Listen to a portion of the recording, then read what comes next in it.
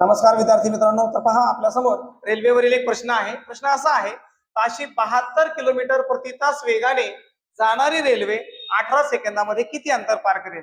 मुलांनो, आपल्याला अंतर काढायचं आहे. मग आपल्याकडे अंतराचा फॉर्म्युला आहे.